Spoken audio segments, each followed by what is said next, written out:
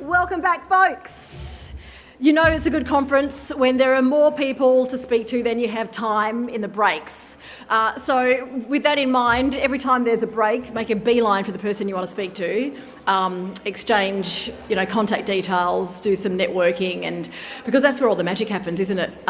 We are enriched by what we hear in the sessions, and then it's up to us to take that into our everyday jobs and our lives, and building relationships is a big part of that. Well, welcome back. I hope you enjoyed the morning session and also morning tea. The next session is titled Activating Equity, Participation as a Right. And it gives me great pleasure to introduce to you your moderator, Australia's Age Discrimination Commissioner, Robert Fitzgerald. Good morning, and thanks for joining us on this very important topic around participation. I should just say to you, those in the economy class seats can come forward to the business class at any time you would like. We're non-discriminatory and highly inclusive on this panel, so if you want to come forward, please do. It is a great joy, and I obviously want to, on behalf of the panel and myself, acknowledge the traditional owners, the Gadigal people, and join in the acknowledgements that have been already made. And today we'll have an opportunity to talk about some of those issues, specifically in relation to older people, people with disabilities, Indigenous peoples, and women and children, and so on. I wanted to start by saying that in many senses all of you have had material in relation to participation as a right, and it's a very important right. It's one of the most central rights of the human rights legislation that exists, the covenants that exist around the world, and of course what's being proposed by the Australian Human Rights Commission. But I just want to talk about myself in one sense. As a white male born in the 1950s, and I am old, let me tell you, I was born into a privileged position. It has never been an issue as to whether or not I have the right to participate in economic, social or political activities. It is a given, and it has been a given all of my life. And as an advocate, I've used that position effectively. And yet in all my time involved in the community sector, public policy and private enterprise, it's always been very much on my mind that for many others that is not a right that has existed, or it's a right that's had to be fought for at every step of the way. Firstly, in relation to women. Their right in the court system, as you well know in Australia, the voice of a male witness was always to take precedence over the voice of a female witness. In fact, the female's evidence was to be discounted relative to the male. That's in my lifetime. The voice of children wasn't to be heard. In our court system, the voice of a child was always to be discounted relative to that of the adult. We've seen the struggle in relation to our First Nations people over and over again in relation to having their voice heard.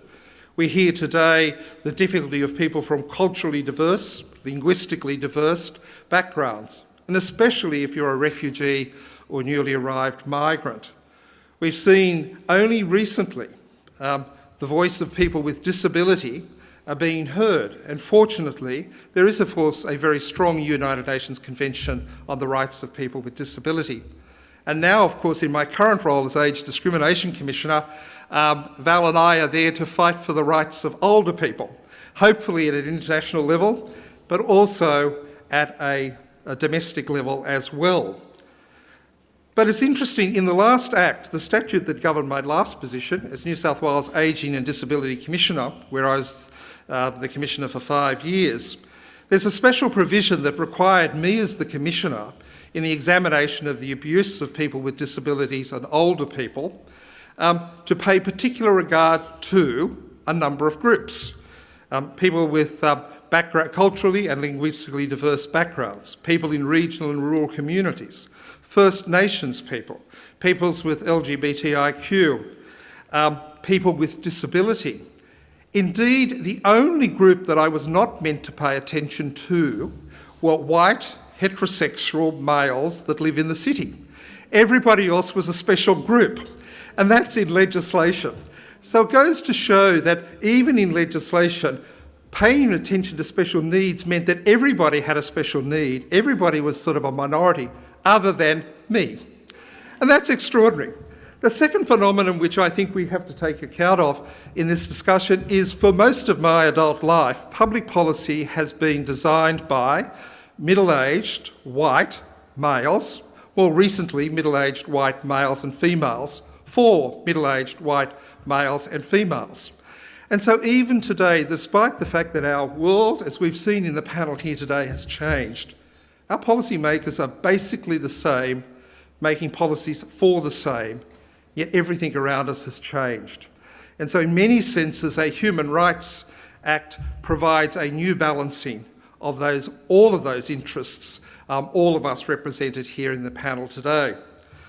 But I also just wanted to reflect again on the rights of participation.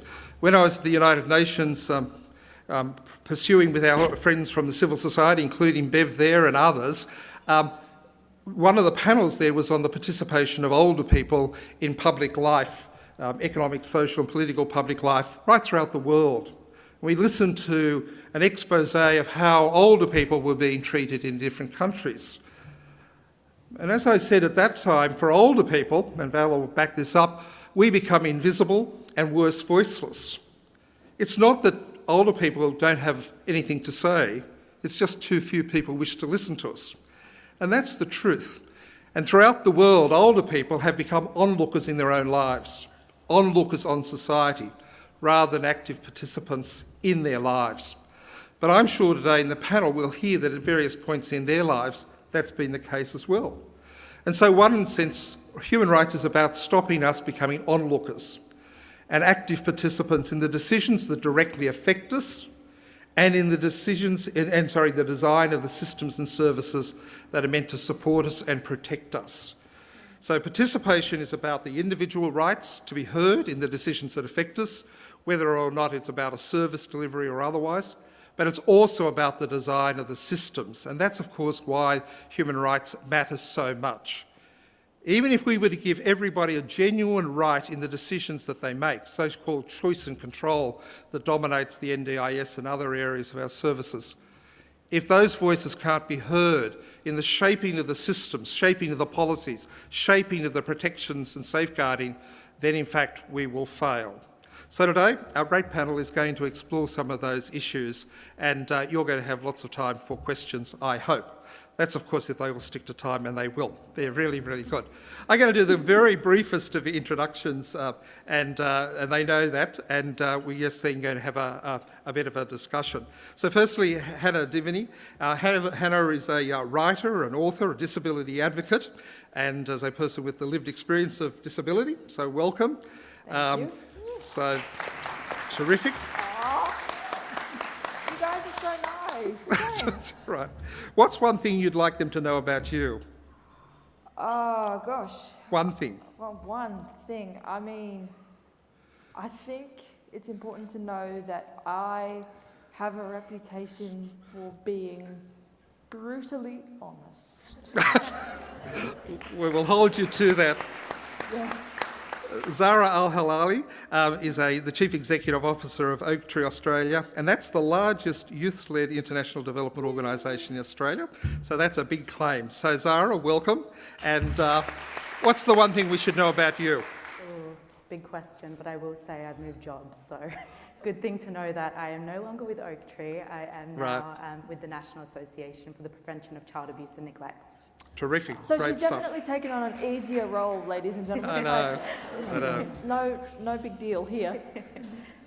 Val is a stalwart in the advocacy for older people, Val Fell, and Val's been an advocate for all of her life. She's had the lived experience of relatives that have had Alzheimer's and dementia, and she's an ambassador for the great organisation COTA, the Council of the Ageing, and a member of the National Older Persons Reference Group.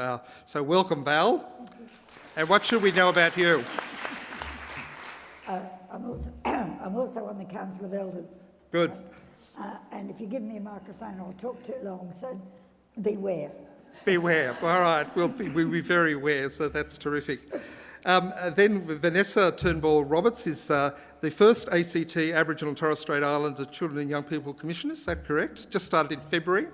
and she's been a great Fulbright scholar, and she's also currently, this might be a little bit out of date, a doctoral researcher in the field of law and children's rights concerning family policing and statutory out-of-home care. Is that true? Yes, still. Took a leave of absence while I took up the appointment for a little bit, but I'm still going back. That's good. And tell us something we should know about you. I'm just going to second what Val said. I'm known for a long yarn, so I'm so glad you're here to give time and space. So, yeah. That's very good. And Juliana Nkrumah, a women's rights and refugee advocate. I think, Juliana, you're still Manager of Gender Equality and Women's Safety at the terrific organisation Social Services International. And I noticed the CEO is here and others from that organisation today. And you've also been a very interesting role for 10 years, coordinated the New South Wales Police Force's Multicultural Community Liaison Officer program. Is that true? So Yes. what should we know about you? That I'm a very dangerous disruptor. You don't give me a microphone. So we sort of like that. Okay, so what we're going to start is I've asked the panel to just give a personal reflection on a moment when their voice was listened to or it wasn't listened to. You can choose, and just to do it in a very short way, because in many senses I can argue and talk about the intellectual framework for participation. But the truth of the matter is, the only way we'll win this battle is if we can demonstrate that it's going to make a difference. But starting from our own personal experiences, that of our communities is the way to go. So why don't we start, Juliana, a personal experience, good or bad? My voice matters when I have a platform, but it does not matter when I'm racialized and ignored and overlooked, especially when I'm treated as invisible. Right, good, thank you. And let's just move across. Thank you. A time when my voice didn't matter, and I'm going to bring it back, and please cut me if I do yarn for too long, was probably when I was 10 and a half years old, forcibly removed by police officers and told that this was going to be the trajectory for my life. I didn't have a voice, I didn't have a say, I couldn't do anything in that situation. I was just a little child. The time that my voice did matter, which is a strength and a power to not only the ACT First Nations community that fought for this role, but actually the way they strategically wrote the legislation for the appointment as Aboriginal and Torres Strait Islander Commissioner for Children and Young People. My first 3 weeks in my appointment, I had the privilege to appear in a court matter that probably shouldn't have had to get to the court process, but we got to stand up and act as a party and fight for a child to get that child home. And that's why rights matter, and that's why voices matter, and that's why it's so important that when we strategically continue to advocate for this Federal Human Rights Act, that we remember that there is power for the little people that didn't have a voice, for then when we are big people and can fight for those little people's voices. Good, terrific. Val. Yes. Well, I suppose when my voice wasn't heard, and this is a humorous story, but it's a true one, but I think because we're dealing with a very, very serious subject, a little bit of humour doesn't go away. I went to a dinner with a lot of older people and a lot of younger people and from all generations, but I was sat at a table with an older group of people, and before dinner arrived, the waiter came and stood between myself and somebody else who was an elderly person, but she was only 70, so she was quite young as far as I was concerned. I was old enough to be her mother, but apart from that, the waiter said, "Would you like a drink before dinner?" And he looked at we both said yes, so he turned to the younger person and said, "You know, would you like a shandy, a soft drink, a beer, a wine, you know, whatever?" And she chose a wine, so he went through the thing saying white, she was a woman, white or red, and she said no, she'd have white. Then he said sparkling. In any case, he eventually gave her her drink. And then he looked at me very carefully and looked quite hard, actually. I don't think he really realised what he was doing, and said, "And would you like a cup of tea?" But there are a lot of things have happened in the meantime, of course, since then. My daughter actually had somebody say to her, because this person wanted to send me a document And then she turned to Katrina and said, "Can she still read?" And then 10 years ago, when I was only 85, somebody I knew said to me, "Have you made arrangements to go into a nursing home now?" And I said, "No, why?" She said, "Because you're old."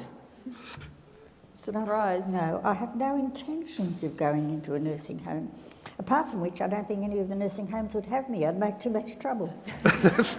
That's true. But I now realise that my voice is being heard, otherwise I wouldn't be here. Thanks to the Human Rights Commission, I do have a voice. That's very good. Well, Val, I have little doubt that you've had a voice for a long time, but it's great to be formally recognised today. Zara.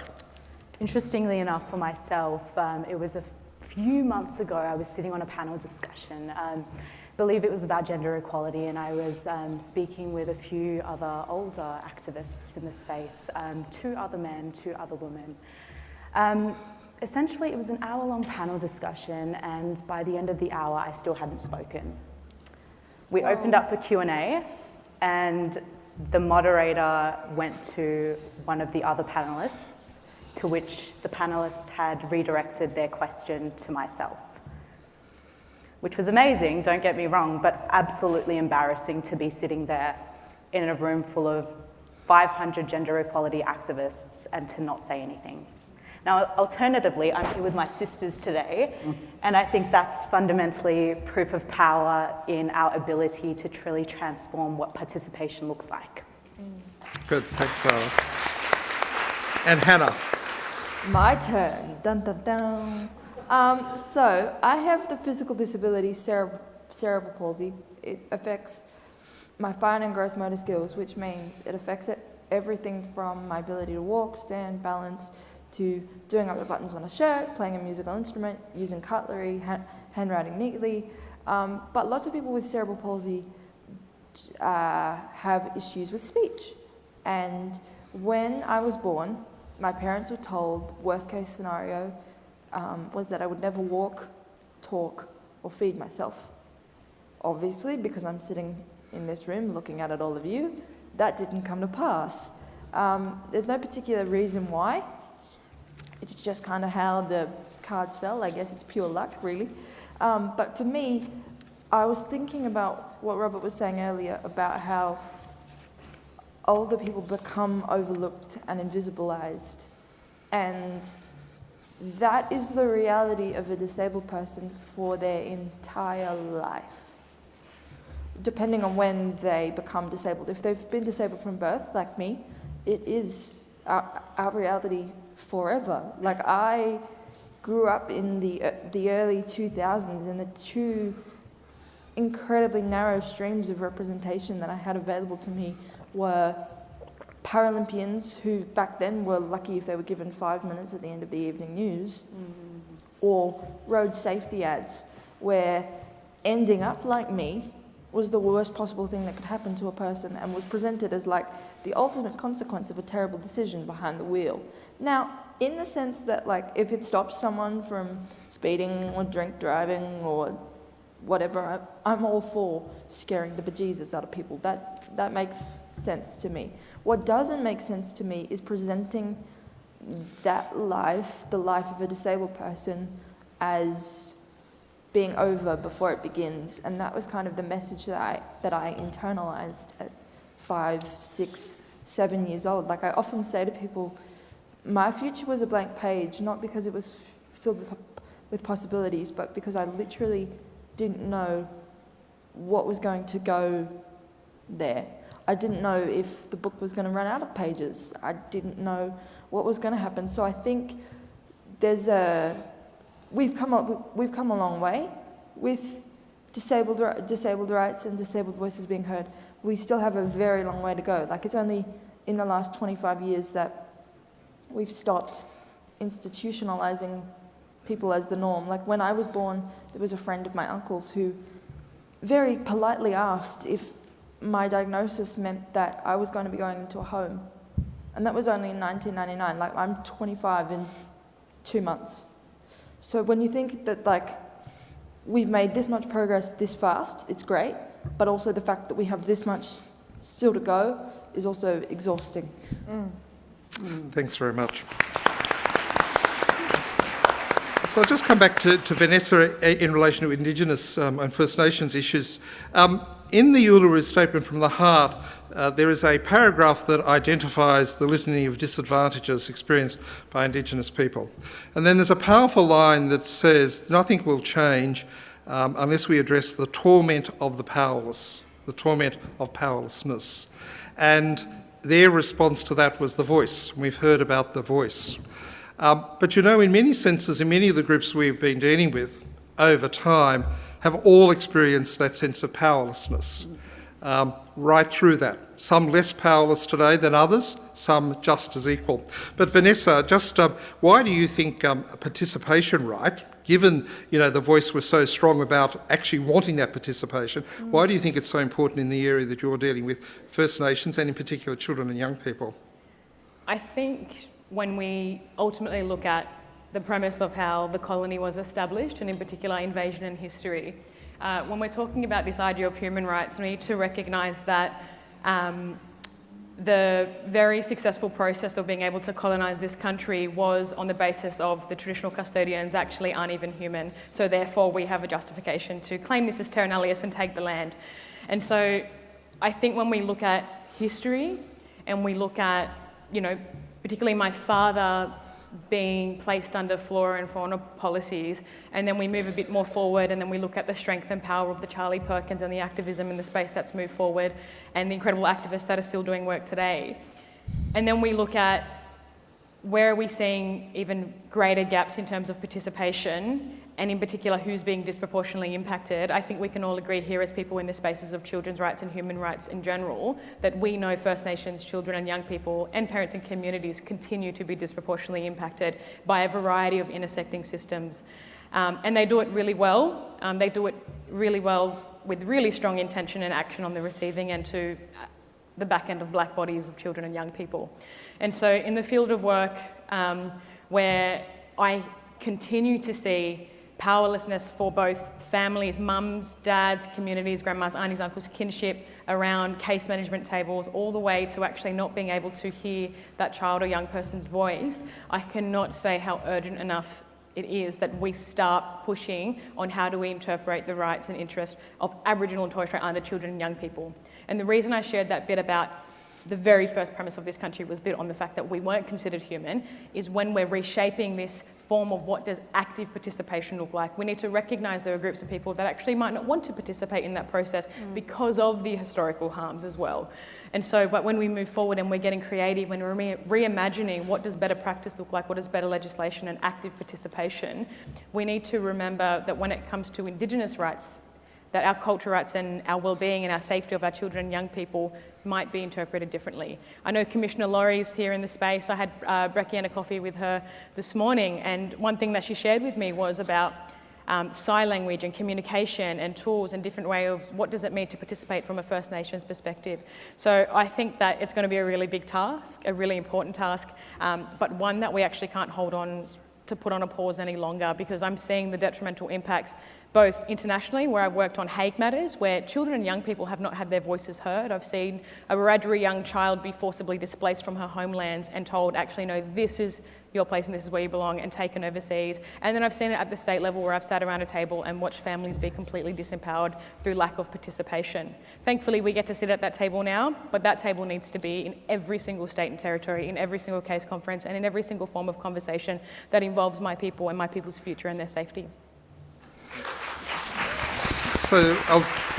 So Zara, you've got a special interest, obviously, in youth, but you also bring that culturally diverse aspects to it. So going to you, why do you think a right to participate is important from the communities that you've been dealing with? Well, one of the very first lessons that I was taught growing up, my mum and my dad, they sat me down, I think maybe like a decade ago now, and they said to me, Zahra, you need to be very careful about what you say in this country. We are going to be deported one day about what you do, what you say.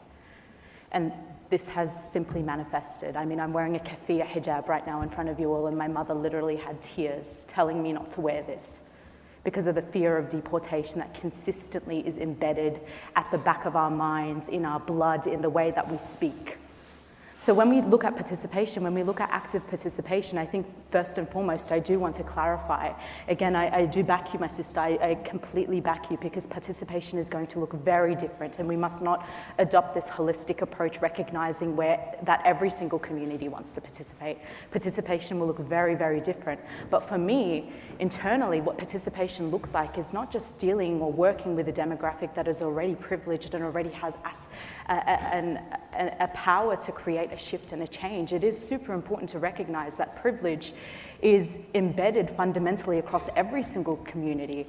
But the work that I choose to do is to truly work with different diverse, culturally and linguistically diverse communities, to work with the grassroots individuals who do not understand that they have a power to create an impact in this country. Just like I was taught at a very young age to be very careful about what I say in this country, I really want to decolonize this notion, because there are so many community members in my own suburb, and I live in one of the most multicultural suburbs in Western Australia, that are too scared to speak up because of this notion that we will face deportation one day. That is why I choose to do what I do. Thanks very much, Lara. And Juliana, you've got this special interest in women's rights, but also refugee issues. And of course, the refugee community has been subject to an enormous amount of pressure and discrimination for many, many years. So why do you think, again, this sort of right, this right to participate in decision-making, both at an individual but also a systemic level, would make a difference? So we have slogans like "nothing without us," "nothing about us without us," or "leave no one behind." Now, these are just slogans, but they embody the reasons why participation matters. How do you know to make policies that impact on my life without input from me?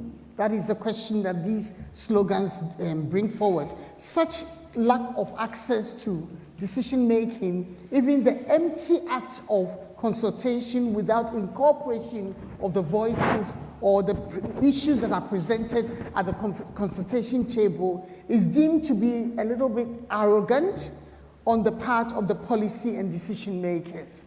Participation matters because it leads to effective decision making, and it demonstrates respect for, as far as marginalized and minoritized communities are concerned.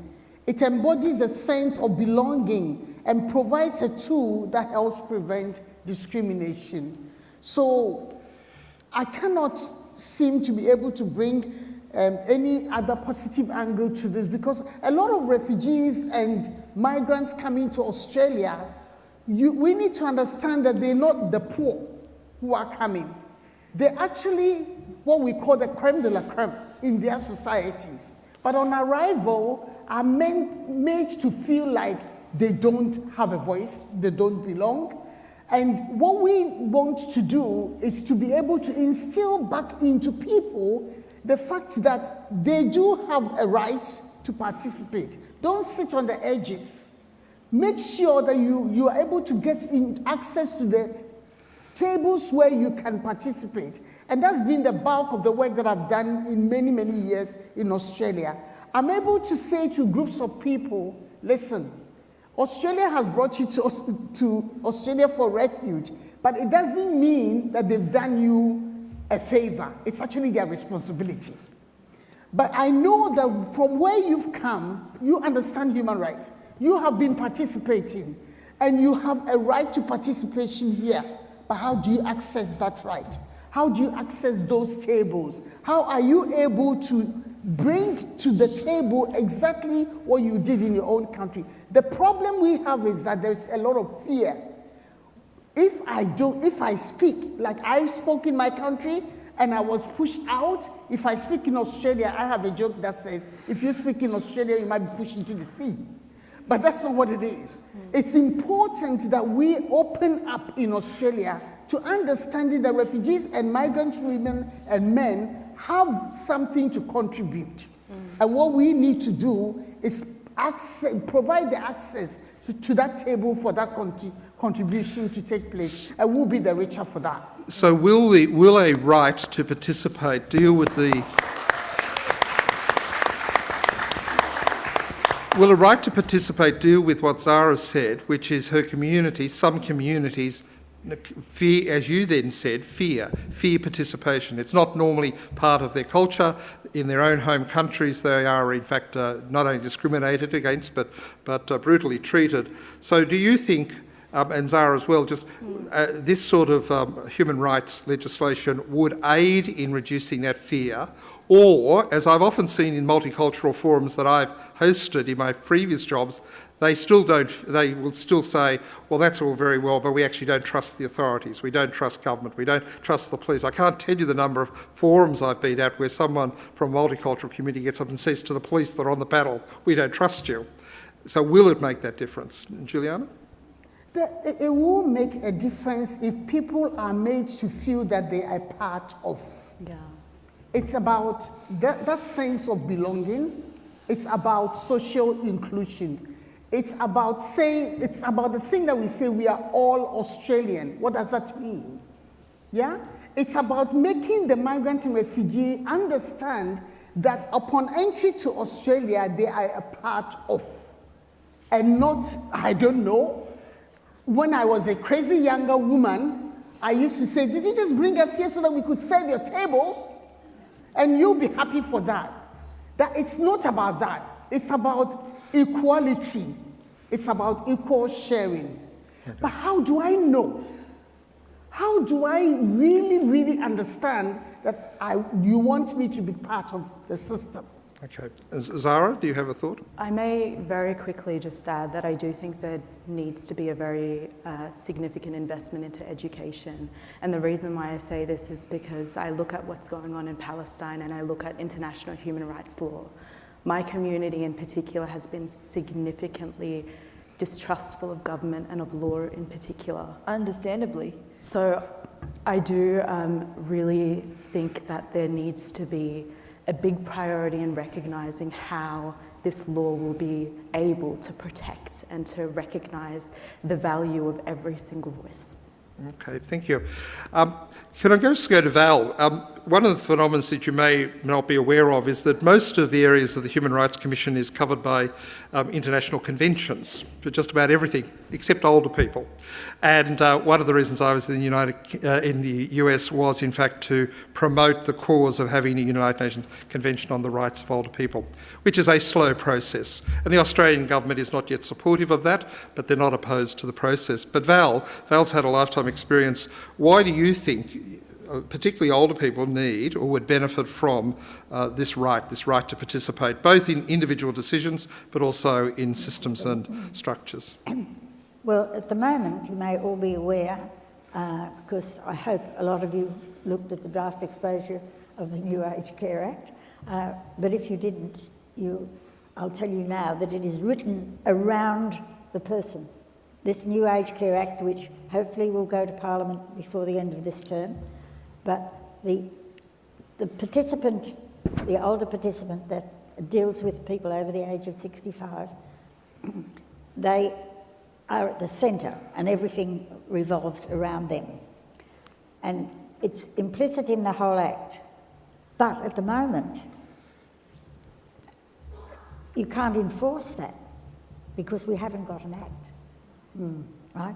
You can say, you have to do this, you know. The participant comes first. You have to do this, otherwise there's a breach of the Act, the Act. But it doesn't matter, because at the moment there's no enforceable way. If we had a Human Rights Act, we could then have some penalties or some form of sanction against the people who are breaching these rights if we had that Act. And I might tell you that representation of the people in general is quite, part of the Council of Elders. If you're not aware of what the Council of Elders was, or is, the Royal Commission into Aged Care recommended that a group of people over the age of 65 with lived or living experience of being old or having various disabilities or dementia or what have you, be formed. And the government did that straight away. And we've now been operating for 2.5 years. And most of the time, we are working on various aspects, not just of looking after people who need aged care, but looking after people who may not need aged care now, but might in the future. So this means that we need representation from everybody. And on the council, we have First Nations people. On the council, we have people from LGBTI, and we also have people from the CALD group. And I might tell you that they're all very outspoken about the meetings that we have, about the needs of their particular group, because they each have specific needs. You can't have a blanket bill and saying we're all going to be treated like the mainstream people. Sure. We must have specific pieces of the Act which refer to the CALD people and their need for, because as people coming from from other countries get older, they quite often revert to their original language, and therefore they need to have access to interpreters, and that should be made available to them. It's a right that they should be understood. They should be allowed to participate. And the same thing with people from the LGBTI community. So they will have different needs in their aged care time of life. So Val, that particular council is an advisory council. Yeah. The question, some would say that's enough. You don't need rights. Here we are, we've got a council of the elders formed by the last government, continued by the current government. That's participation. But of course we're saying something a bit different to that, aren't we? Oh, yes. There's no point having the new Aged Care Act if we can't enforce the elements of that Act. Right. We must have that right. So please, all promote. And I'll tell you ways of promoting it later on if I get a chance. You'll get a chance. Val, you'll get a chance. How to do it. I have a feeling I know what's coming, Robert. So the question here is, here we have the NDIS. The NDIS is based on a set of rights. It was a document that has many, it's a system that has on a set of rights. Many, it has both very good features and very poor features, as we'll hear. But here we've got the most major reform we've ever seen in disability. It is based on rights.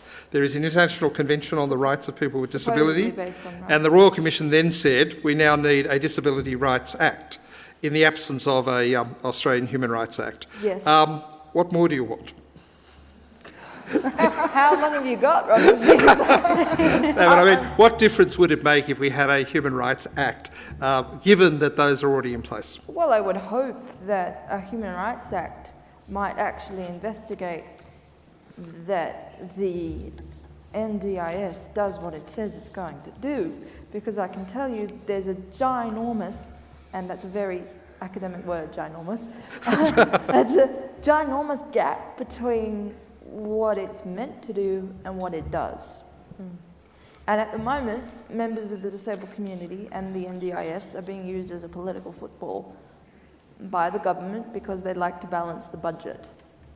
Unfortunately for them, disabled lives can't be balanced by budget.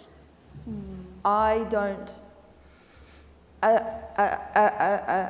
as a disabled person, the government should not be allowed to make my life smaller because it makes things cheaper for them. But that's what they'd like to do. And the current reforms that the government is suggesting are severely lacking in detail, severely lacking in community consultation, and threatening to remove those magic words Robert mentioned earlier, choice and control, which are the very fundamental purposes of the NDIS. Now, the NDIS as it currently stands is indeed a broken system. It's in need of urgent reform. It's my view, and the view of many in the disabled community, that the current putting the NDIS back on track bill proposed by the government is not the way to do that. Well, that's going to go over well, isn't it? So, Hannah, just because the Royal Commission made a specific recommendation around a Disability Rights Act, I don't want to put you on the spot, but I will. And that is, what do you make of that? Well, I think the fact that the Disability Rights, the Royal Commission feels that our rights are being so fundamentally not met by the existing structures in place tells you why we need a Disabled Rights Act. I think the fact that stories of abuse and neglect and just the kind of limiting of disabled life in the Royal Commission were not in singular numbers, but instead in the hundreds and often in the thousands, show you that there's fundamentally something wrong with the way we view, approach, and handle the lives of disabled people in this country. And I think part of that is because we expect so little of the disabled person themselves. I often say the bar for our expectations is underground. It's not just on the floor, it's underground. And it's also because I think fundamentally, as brutal as it is to say, there are a lot of people who recognize us as potentially even something other than human. And the value put on our lives and our experience or our quality of life is abysmal, because they think if you can't verbalize yourself, or you can't, or you have to not work a 9 to 5 because you're chronically ill, that means you're worth less than an able-bodied person. And that's fundamentally not true, but I got to tell you, it's really hard to believe that as an individual when that's what everyone in power tells you. Thanks. So, a couple of things. We are taking questions, as I understand. There's 2 microphones between the A and the B class, the business and the economy class there. And if you wish to ask questions, you can, and there's a mic there. Whilst you're coming to the mics, I just want to run through one of the things about Australia, which I've understood, being in public policy a long time. It's a nation that is exceptionally tactile and practical. Very unusually so, that almost nothing in Australia gets up unless people can touch it, feel it and sense it. And the moment in histories for those are quite profound. Climate change is only relevant when we're suffering a drought or floods or a Australia's way. Putting that into play into lots and lots of social policy. While social Australia is progressive, because there is something that is the thing I'll say to Australia community. We had this right to participate. An example, the big one was one, so outcome of this I think that if we just go to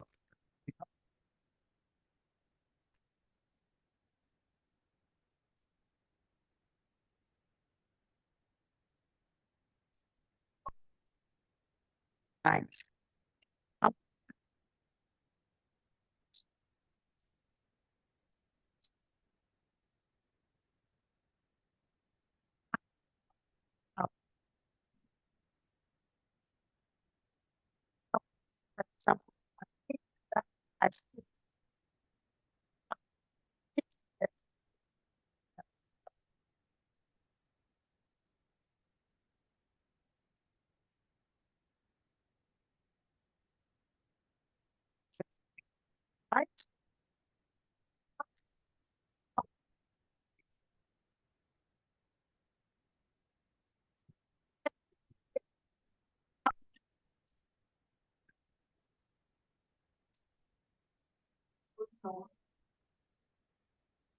There was decision in Parliament to have a law against the practice of female genital mutilation. The community knew nothing about it. They were going around their normal life.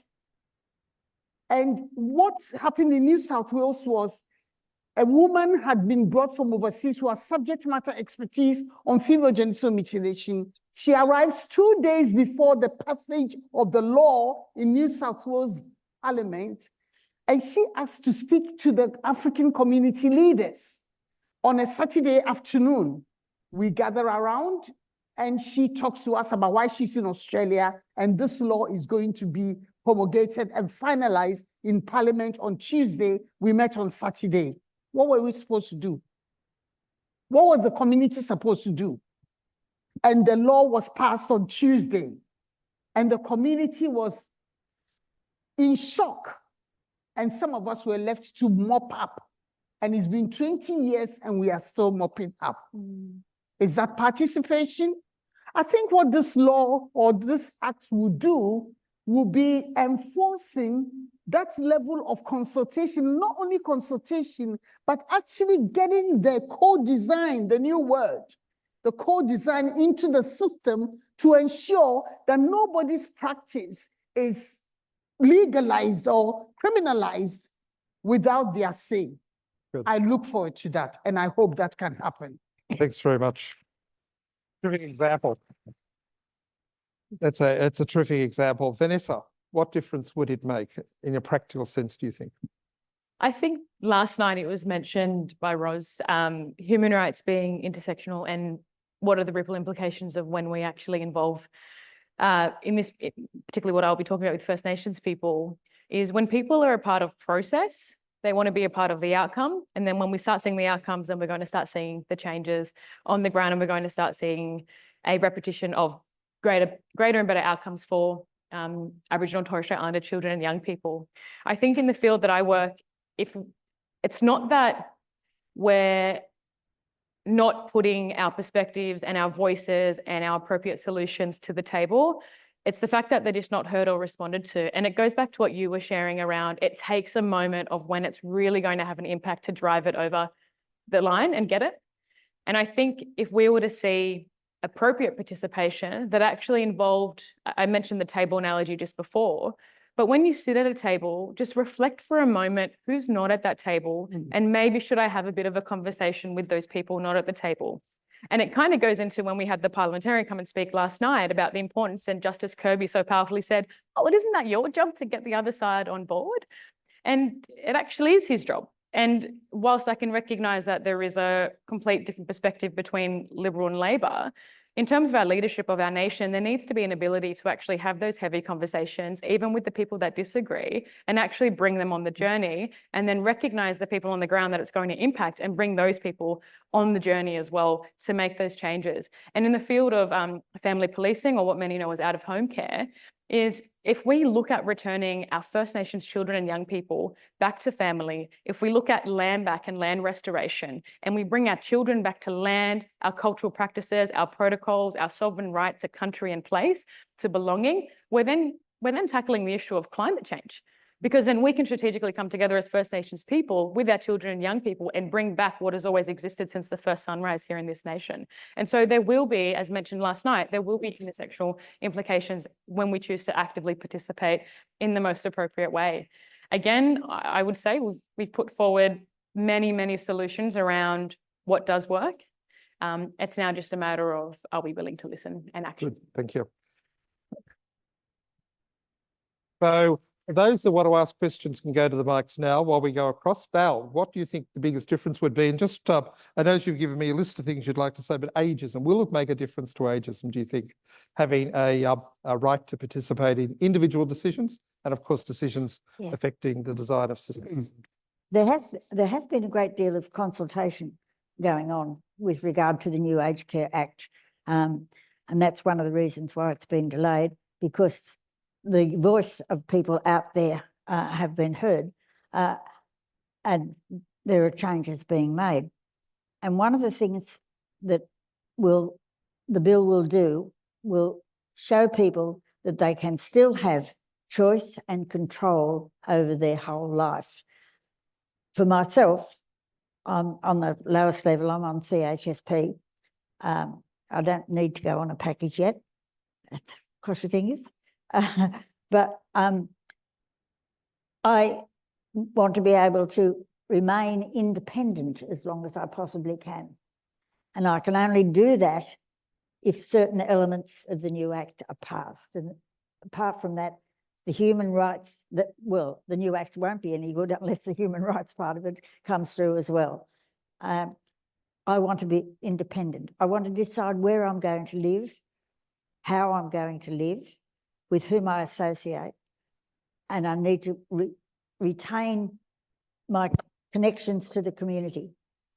And that happens not just to me, but to many older people. They want to stay at home, live a life that they choose, have the help, have the support to stay at home. And that won't be possible in a major sense unless we do have this Act. But unfortunately, it's dependent not just on the Act, but how that will affect the community as a whole. Most of the consultations that have been held, there's some been face-to-face, but there have been lots of surveys done by various research organisations about the changes in aged care. But a lot of those surveys are done online.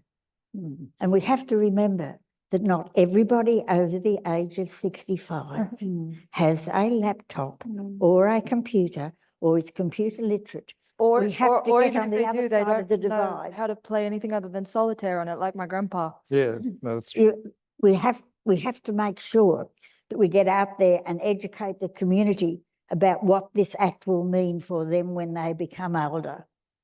Good. And that's one of the main things. Thanks, Val. I just should say one of the notions in Australia, which is you hear all the time, is Australians want to age in place. It's a lovely expression. All governments have embraced it. Most of the community seems to accept it. The challenge with that is, what does that actually mean? And surely the age in place only is an appropriate answer if we have affordable and accessible housing. We have safe and frequent access to health services. We have people that are connected into their communities. So Australia is a nation of slogans.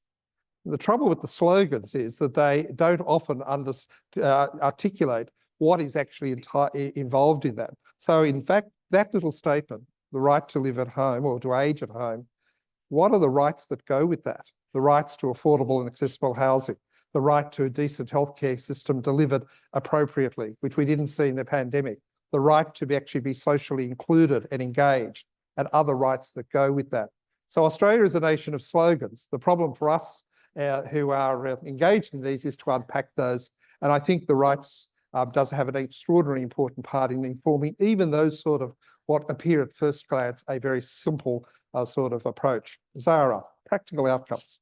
Big question, to be honest. Do you know what? I was thinking about it as these beautiful panelists were speaking, and I think almost everyone in this room, if they were provided the right to participate, they fundamentally would. But the question is, how do we get people outside the room? And I keep thinking about my community, many who are scared, for example. I think about some of the biggest issues like gender-based violence. I think about some of my own Muslim sisters in the community who go through a significant trajectory of different challenges every single day, living in fear, living in so much living with so much abuse, emotional, physical, etc. And I just think about how integral a right to participate is so foundational, not only in their ability to care, number one, but also in their ability to lose that fear that is ingrained within us. And I think in particular, what is so powerful about a right to participate is that we bring that power back to community. We bring that power into investing, into recognizing that it is our collective community that is able to alleviate some of these ongoing issues. So I fundamentally believe in a right to participation, don't get me wrong, but I can't lie and sit here and question that. I do think about some of my sisters back home who this right to participation will mean nothing if we don't establish community first. And that's true. And one of the things that I've become aware of is that, as you said right at the beginning, some of the cultural groups we have are so far away from having confidence to be able to participate that capacity building we talk about so often is so. The good news is I think the Indigenous people found their voice in a land which didn't recognise their voice at all. People with disabilities found it some years ago, and the evidence of that is clear here today. And yet with that journey for all of those groups continues. So it is possible. But I think your sort of caution is a real one. And we see that even in just the simple one of trying to exercise the right to live free of abuse. How does that play out in different communities? I'm going to say something that sounds like the most obvious thing in the world, but human rights only matter if you recognize everyone's humanity first. And while Australia is, like Robert said, really good at responding to tactile proof of situations, we are also exceptional at burying our heads in the sand. And that makes for a very, very difficult and complex time for anyone who wants to advocate for the rights of marginalized people, because we can and have shown the people with the power to change things all the evidence in the world, and yet. So, for instance, like so many of you, I have been horrified by the genocide that is happening over the other side of the world. And I can't work out why our government, I understand like interests and relationships and the like internal politics of all of that, but I can't work out how much more evidence they need to act.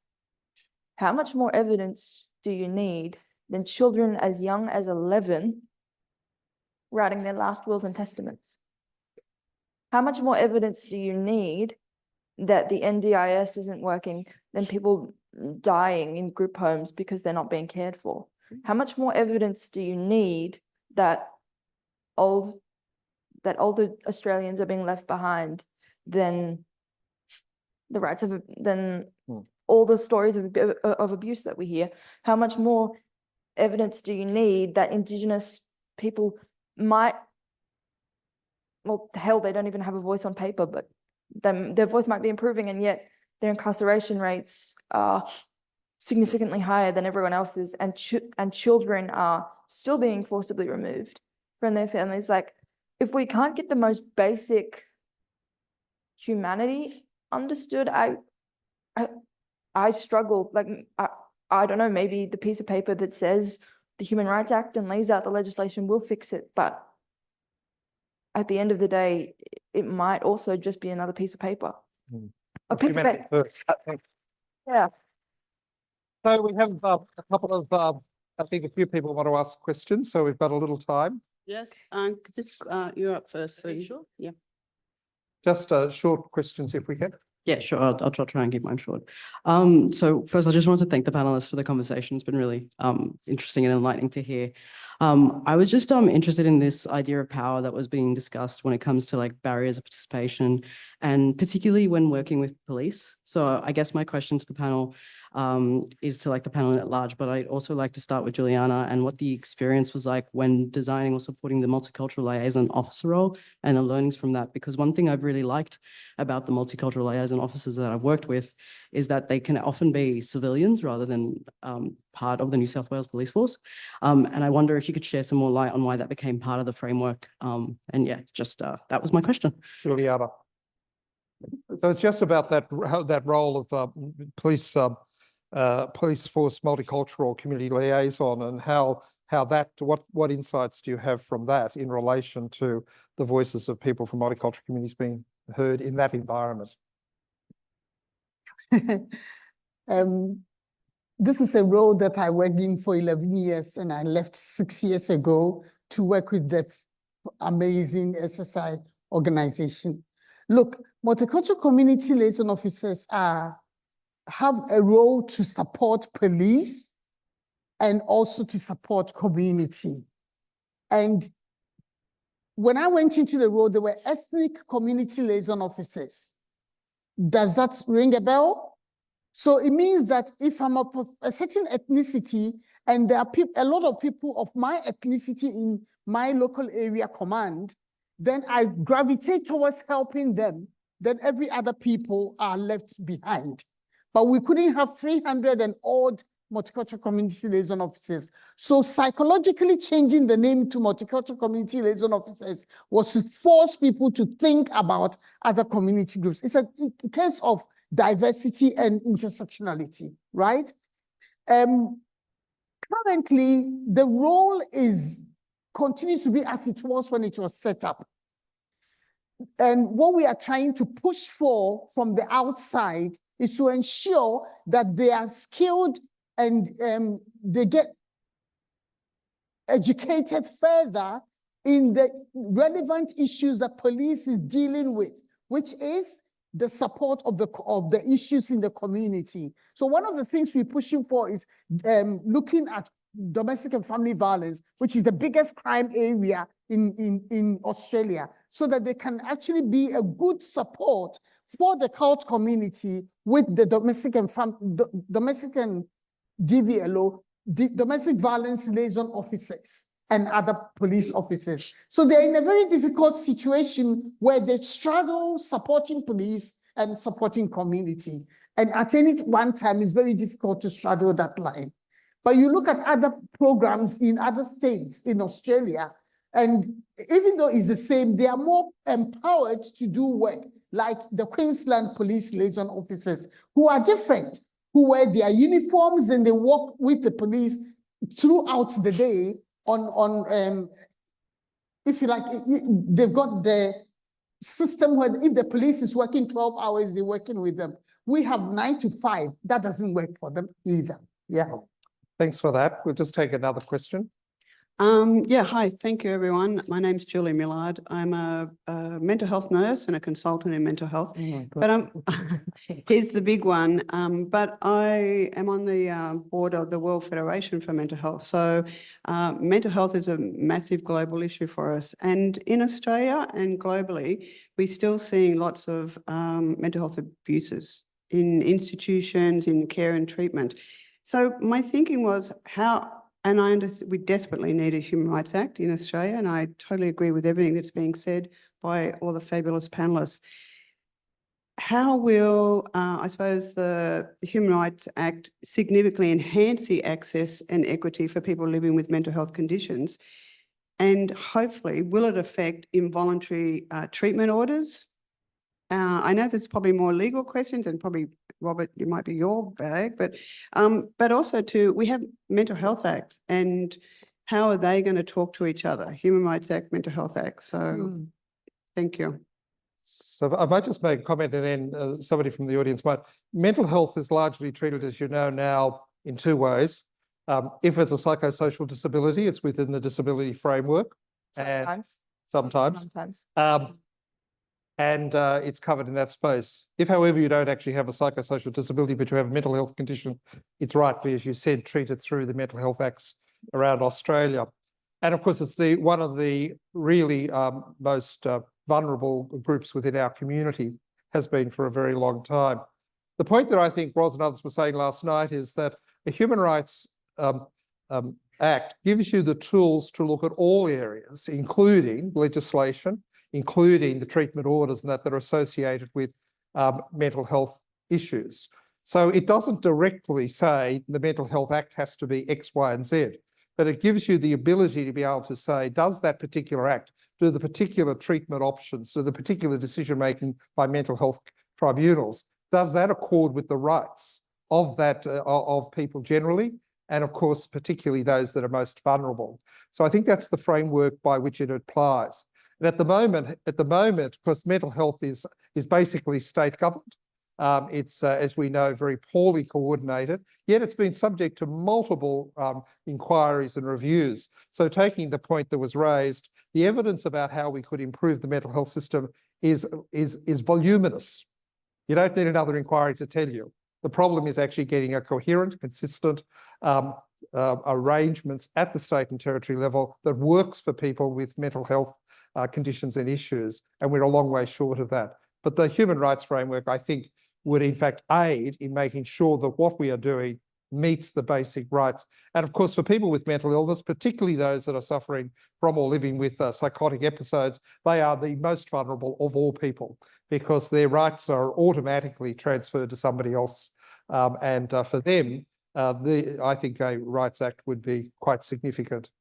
But others, have you got any comments on that? Well, I think as someone who has significant mental health issues, like I've had generalized anxiety disorder since I was a kid, and clinical depression and all of that fun stuff as a byproduct of my existence in this thing. But I think I'm also super hopeful that that a Human Rights Act would endeavor to improve mental health services, because I think it's not an exaggeration to say that we are currently in the midst of a fairly significant mental health crisis in this country.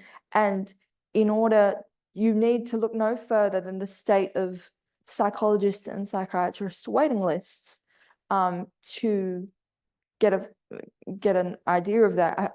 I find it so interesting that waiting lists of 6 months or more can exist for people who are so vulnerable, because my argument is that most people, unless like me, you are going to be dealing with a permanent and ongoing life circumstance that leads to trauma or what have you. So I've always had some access to psychological help.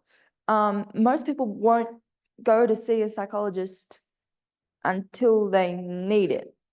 And most of the time they need it in such a way that waiting for 6 months might be dangerous or harmful.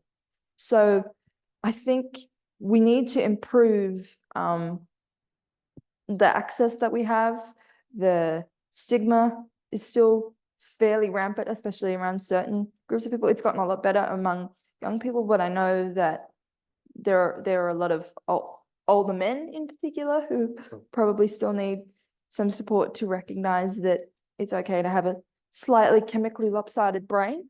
But yeah, I mean, I hope that the Human Rights Act helps. I just think there's a huge amount of work that needs to be done. Thank you for that. Question? Hi, I apologize, I haven't written this down, so I'm going to wing it. Thank you so much for everything that you've said at this point. I do want to pose to the whole panel, but respect to Hannah and Vanessa based on your lived experience as well. As similar, Hannah, I grew up from birth with a disability, and I've known that that has impacted my neurological development, my the way that I'm able to advocate for myself because of the displacement of autonomy around my body.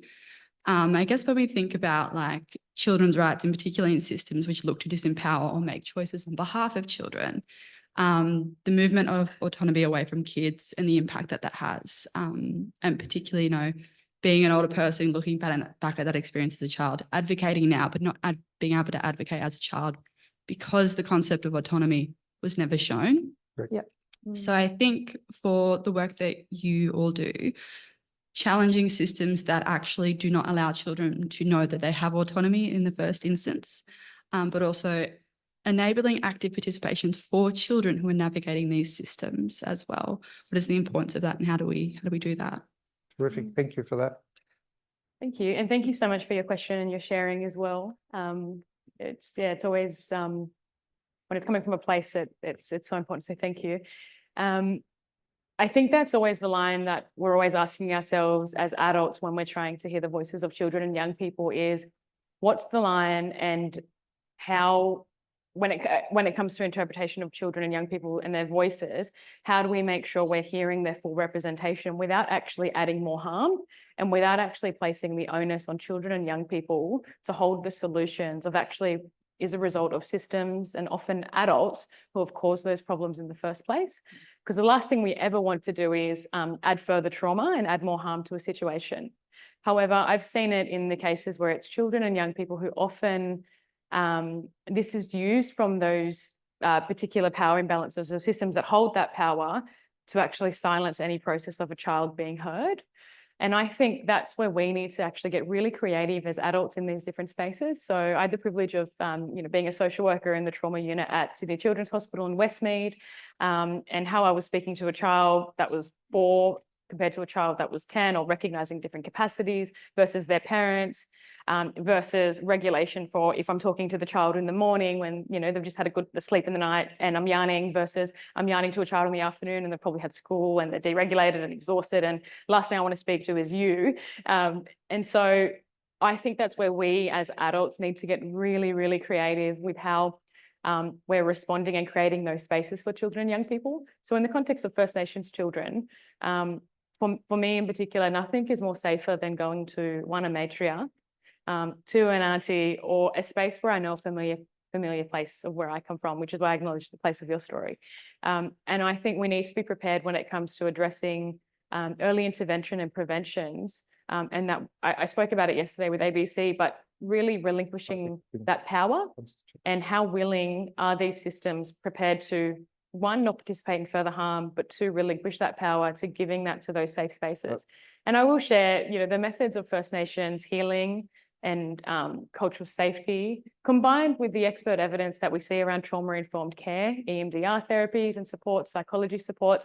I just think that's such a powerful gift together when we bring that. And I think we need to actually start centering First Nations healing and processes in actually voicing how we respond to all children and young people, because I said this the other day, culturally, we've never had a word for suicide, for example. We've never had a word for, in my language in particular, it doesn't exist. And if there was ever a problem or something going on, we'd actually be sitting around a fire with our aunties, our uncles in our communities, and often we'd be left with more wisdom than we actually began with the struggle that we were facing.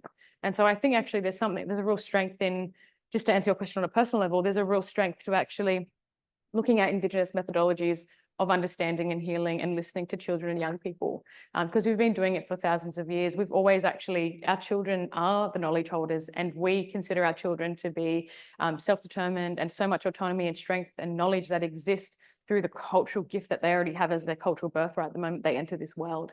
And so I think if we start looking at a lens of our sacred children and young people through a cultural lens of where we come from, and I'm not to say to all the, no disrespect, but the white fellas here in the room, go and learn about our way of doing things, but actually create a sense of safety with how we have worked for thousands of years, and think about whether there's a space or potentially an opportunity you can create to bring that. I don't know if that answers your questions, but I'm just also a really big advocate as adults. We need to be really strategic, creative, and be able to do two worlds at the same time. So for example, in the ACT, we're working on at the moment restoration and returning, where children can be placed with their families and communities. But in the same breath, we're seeing a real struggle with foster carers who've had these children and young people, and there being particular resistance to return children.